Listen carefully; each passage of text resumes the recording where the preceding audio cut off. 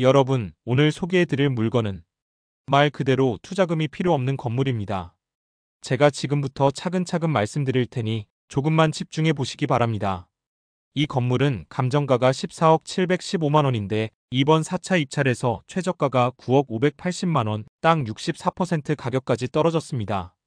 여기까지는 흔한 경매 물건이라고 생각할 수도 있습니다. 그런데 여러분, 진짜 놀라운 부분은 지금부터입니다.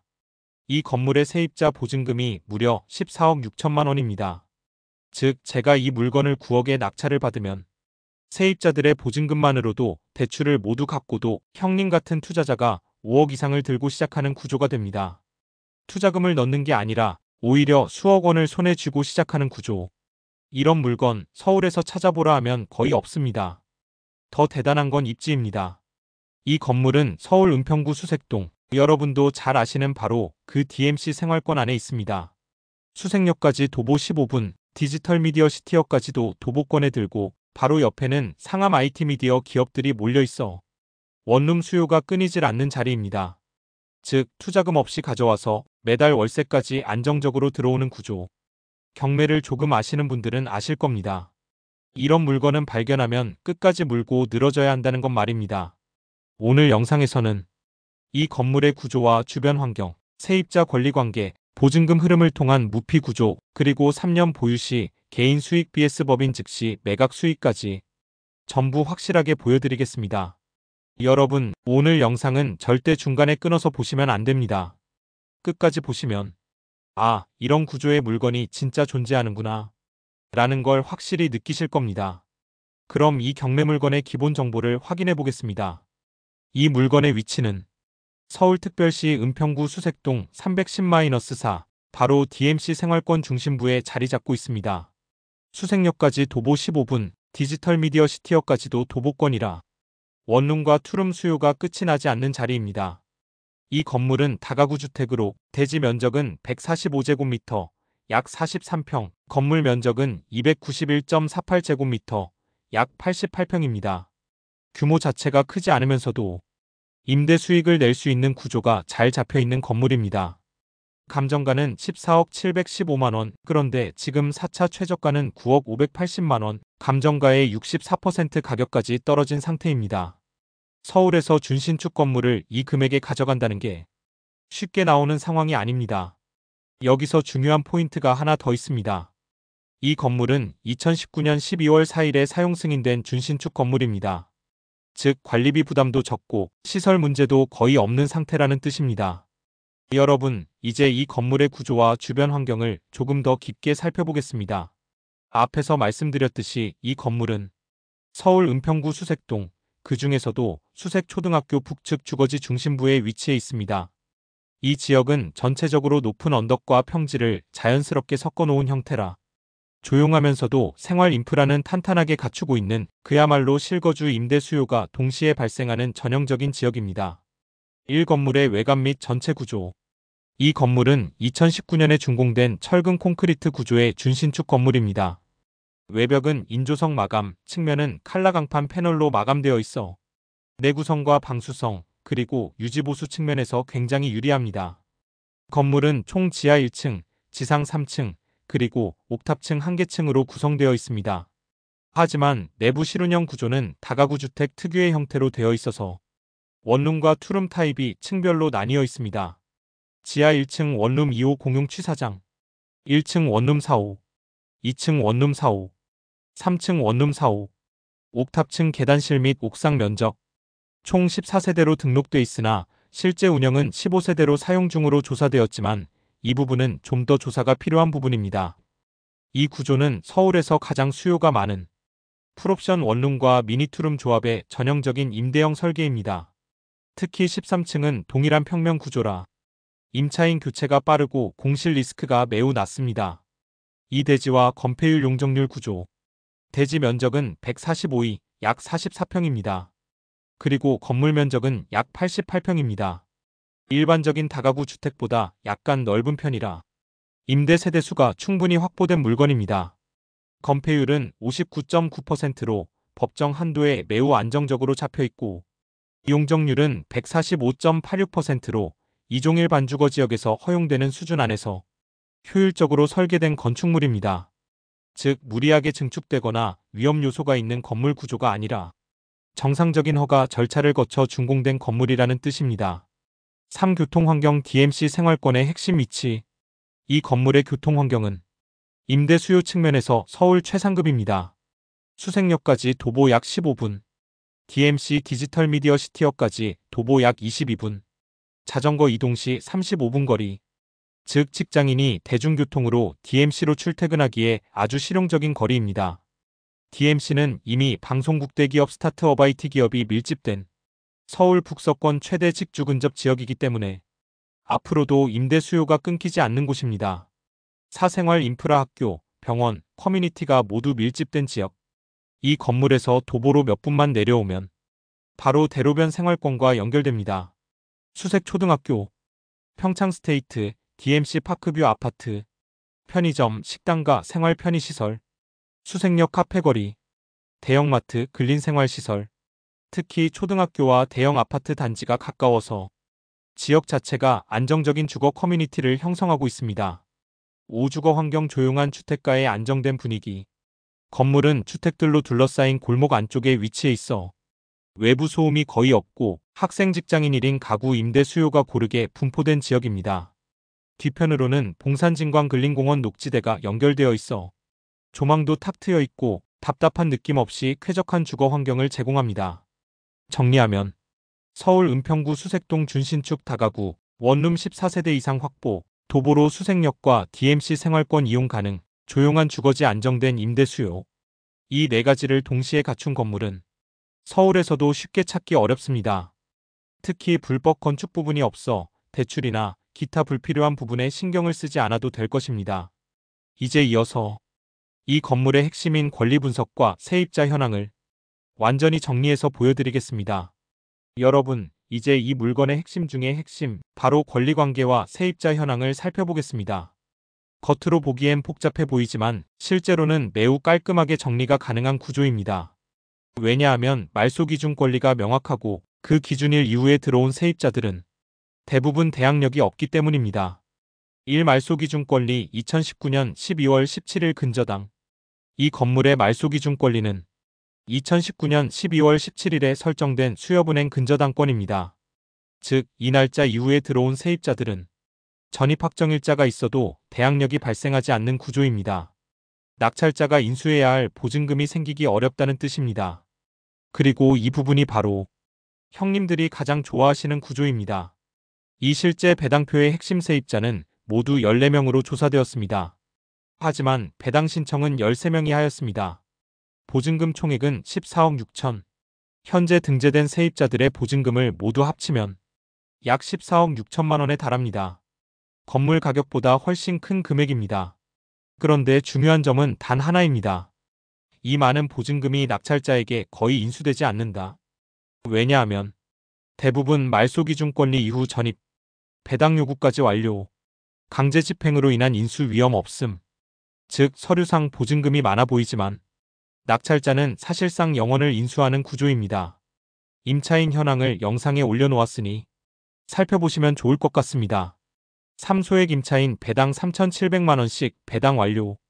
배당표를 보시면 10분은 소액 임차인으로 인정되어 배당금 약 3,700만 원씩 자동 배당. 그 외 금액은 미배당으로 사라짐. 낙찰자 인수 없음입니다. 소액 보증금 보호가 한 번에 해결된 구조라 낙찰자가 신경 쓸 부분이 거의 없습니다. 은행이 가져갈 금액만 정해져 있고 나머지는 건물 매각 대금으로 자동 정리됩니다. 배당표를 영상에 올려놓았으니 확인하시면 나중에 명도에 수월하게 사용하실 수 있습니다. 4세입자 14명 전원 대항력 없음으로 정리. 등기부와 주민등록표를 비교해보면 전입일 대부분 2020년 이후, 확정일자 대부분 2019년 이후, 말소 기준 권리보다 모두 뒤에 있음. 따라서 대항력 없음, 그 결과 인수 보증금 없음, 즉 낙찰자는 깨끗한 상태로 건물 전체를 인수하게 됩니다. 오명도 리스크 사실상 0. 오명도가 어렵지 않은 이유는 다음과 같습니다. 세입자 대부분 배당 요구 이미 완료. 대항력 없어 인수금액 없음. 강제 집행 시 은행이 주도하여 이미 절차가 정리됨. 2024년에만 제출된 열람 및 복사, 교부 청구서가 10여 건. 이미 이사 준비 5배당 절차 대응 중. 즉, 사람들만 나가면 되는 상황이며 돈을 얹어줄 필요가 없는 구조입니다. 형님들 입장에서 명도 스트레스 없는 물건입니다. 정리하면 이 물건은 보증금이 많아 보이지만 실제 인수금액은 0원.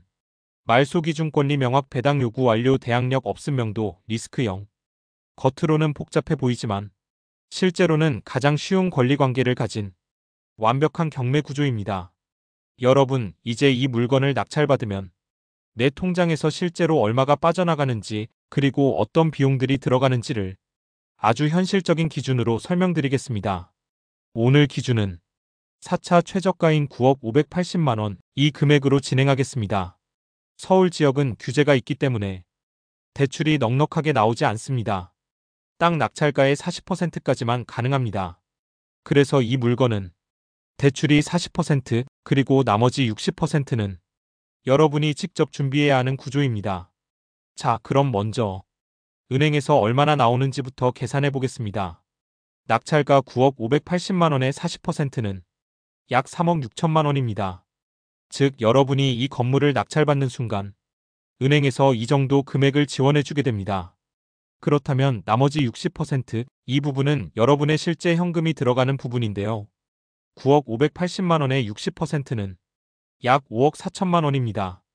즉, 매입가 기준으로만 보면 여러분은 약 5억 4천을 직접 넣어야 하는 구조입니다. 여기에 취득세가 추가됩니다.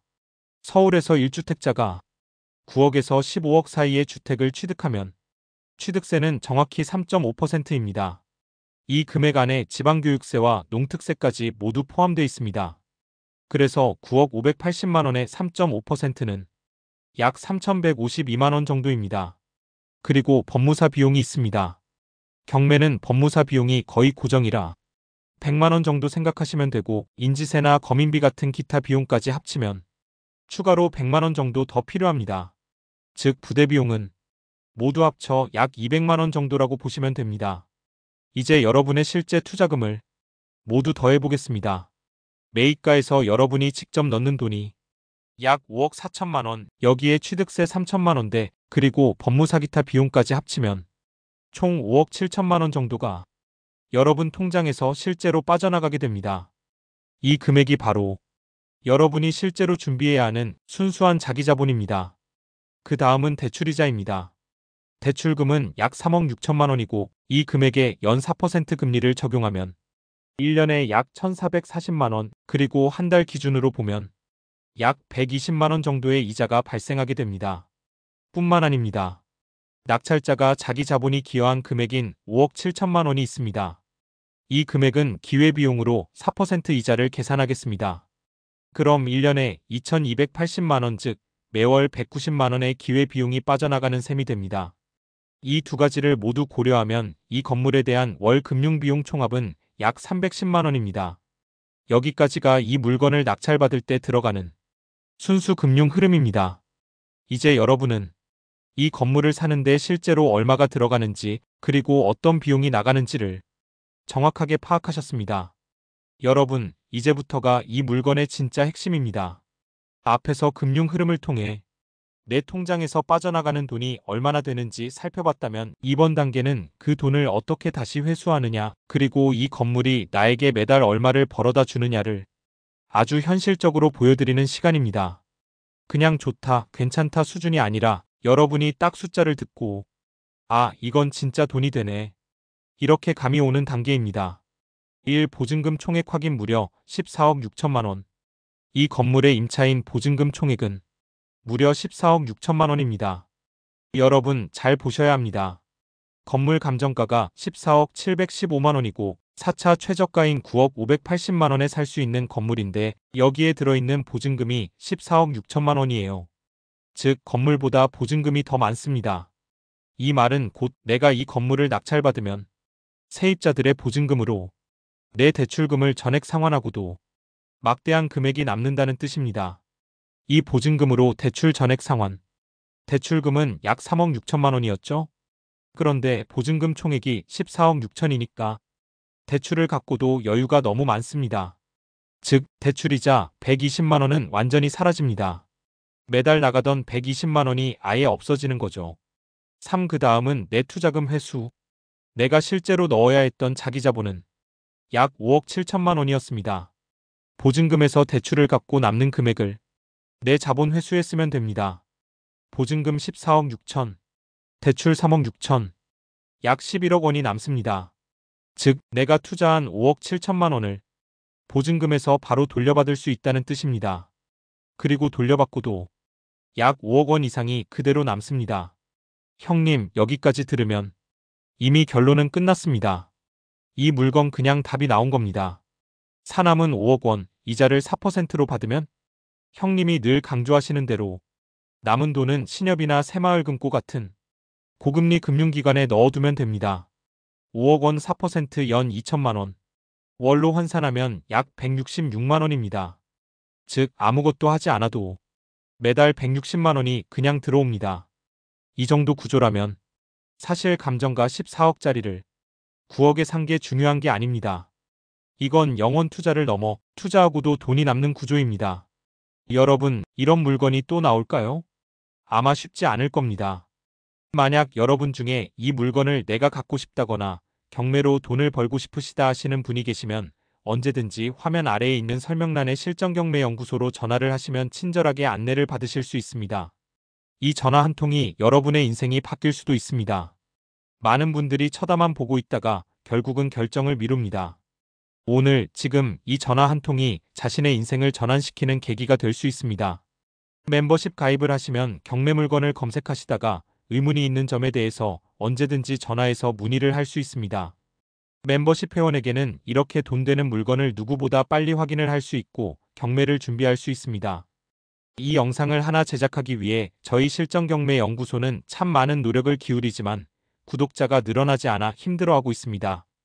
여러분들께서 구독 클릭 한 번이 저희들에게는 너무나 큰 힘이 됩니다. 부탁드리겠습니다. 여러분, 이제부터는 이 건물을 낙찰받아서 가지고 있다가 나중에 매각했을 때 과연 얼마의 수익을 남길 수 있는지, 그리고 개인과 법인이 어떤 차이를 만드는지 정확하게 보여드리는 단계입니다. 앞 단계까지 끝냈다면 이미 이 물건이 수익형 구조라는 걸 확인하셨습니다. 보증금만으로 투자금을 회수하고도 돈이 남는 물건입니다. 그렇다면 이제 마지막으로 이걸 매각하면 얼마를 벌 수 있느냐, 바로 그 부분을 알려드리겠습니다. 그래서 오늘 매각 시나리오는 감정가 14억 715만 원, 이 금액을 정확한 매각가로 놓고 계산합니다. 여기서 보수적으로 감정가 그대로 팔았다고 가정합니다. 오히려 상승할 가능성이 높지만 여기서는 안전하게 계산합니다. 개인이 3년 보유 후 매각했을 때 개인이 주택을 팔 경우 양도 차익에 따라 세금이 결정되는데 이 건물은 다가구 주택이기 때문에 개인 기준에서 주택으로 취급됩니다. 먼저 양도 차익을 계산합니다. 매입가 9억 580만 원, 매각가 14억 715만 원, 양도 차익은 약 5억 6천만 원입니다. 이 양도 차익에 대해 1세대 1주택 비과세는 적용되지 않습니다. 실거주 요건 없음, 고가주택 기준 미충족. 따라서 장기 보유 특별공제가 적용되는데 3년 보유 시 공제율은 6%입니다. 즉 5억 6천만 원 6%를 공제한 뒤 양도세가 산출됩니다. 대략적인 계산으로 양도세는 약 1억 4천만 원 1억 7천만 원 사이가 됩니다. 여기에 지방세 10% 추가, 즉 개인이 3년 보유 후 매각하면 세금은 약 1억 5천만 원 전후라고 보시면 됩니다. 그렇다면 실제 손에 들어오는 금액은 양도 차익 5억 6천, 세금 약 1억 5천, 약 4억 1천만 원. 이 금액이 개인이 3년 보유 후 매각했을 때 손에 남는 순수익입니다. 법인이 즉시 매각했을 때 법인은 상황이 완전히 달라집니다. 법인은 취득세가 개인보다 훨씬 높고 양도 시에도 법인세를 내야 합니다. 먼저 취득세 차이를 반영해야 합니다. 법인은 주택 취득 시 취득세가 12% 이상 적용됩니다. 개인은 약 3,152만 원을 냈지만 법인은 이 물건 취득 시 약 1억 800만 원 전후의 취득세가 발생합니다. 즉 취득 단계부터 법인은 개인보다 약 8천만 원 더 비싸게 들어갑니다. 매각할 때는 양도 차익 5억 6천만 원에 대해 법인세 약 22% 전후가 적용됩니다. 즉, 법인세는 약 1억 2천만 원 정도 수준입니다. 그래서 법인이 즉시 매각하면 손에 남는 금액은 양도차익 5억 6천, 법인세 1억 2천, 법인 취득세 추가 부담 약 8천, 약 3억 6천만 원. 즉, 법인이 바로 매각하면 개인 보유 대비 약 5천만 원 정도 수익이 적습니다. 결론, 개인 4억 1천, 법인 3억 6천. 개인이 3년 보유 후 매각 4억 1천만 원 수익, 법인이 즉시 매각 3억 6천만 원 수익. 차이는 약 5천만 원, 개인이 조금 더 유리합니다. 하지만 중요한 것은 이겁니다. 이 물건은 보증금만으로 이미 영원 투자를 넘어서 돈을 남기는 구조이기 때문에 개인법인 어느 쪽이든 결과적으로 수익은 매우 크다는 점입니다. 여러분, 매입부터 매각까지 전 과정을 숫자로 확인하셨습니다. 이렇게 계산이 명확하게 떨어지는 물건 쉽지 않습니다.